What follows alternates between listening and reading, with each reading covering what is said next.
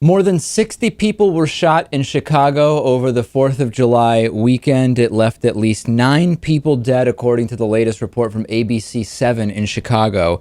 This started around 2:30 a.m. on Friday when a 34-year-old man was fatally shot in a drive-by, and the violence continually intensified over the weekend. A teenager shot in his car. I have the list here of some of these incidents.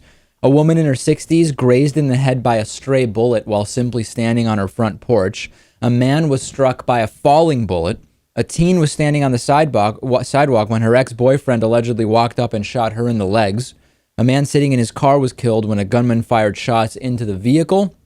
A woman was also injured sitting inside by the glass that exploded when the shot came through. 2 people were killed and another 3 were wounded in police-involved shootings.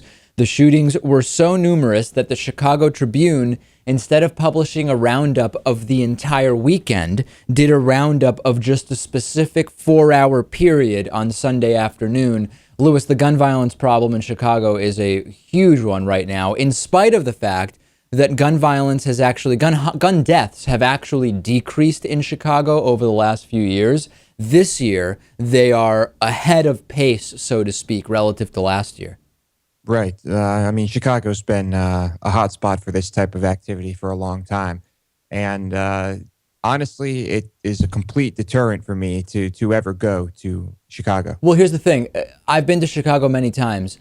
The gun violence is disproportionately in specific areas, the poor areas, the gang areas, and in the not in the wealthier areas. If you're in downtown Chicago and the areas surrounding it, a very tiny percentage of this violence exists. It would be like, for example, if you looked at the total crime statistics of New York City and you said, well, it seems like it's about, whatever, however dangerous you think it is, that's how dangerous you think it is everywhere. When the reality is, within most of Manhattan and the parts of Queens and Brooklyn that are closest to Manhattan, there's very little violence. And the violence that exists is disproportionately in the further out areas like East New York, Brooklyn, etc. Your chances of actually coming across this type of violence, both in Chicago and in New York, is really dependent on the neighborhoods you're in, which just shows us more that this is, of course, an issue connected to poverty.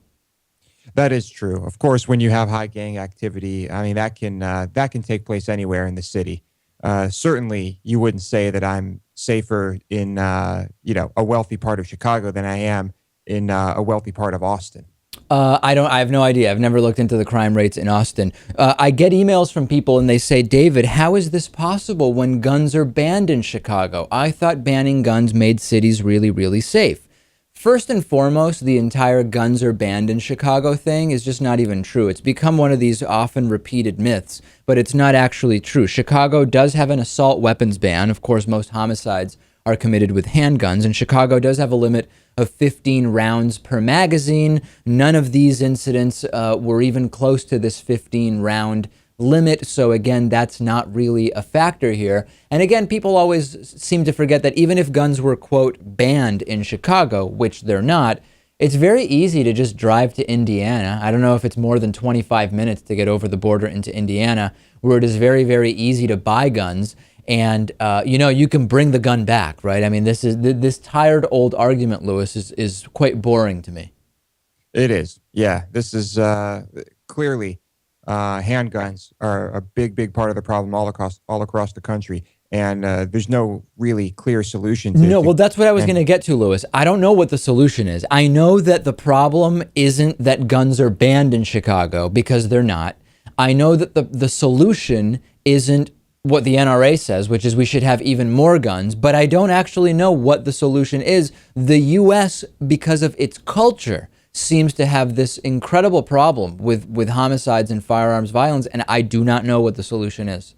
Right. Well, there are some solutions, but those we can't use, such as martial law or taking away all guns from all people in the country.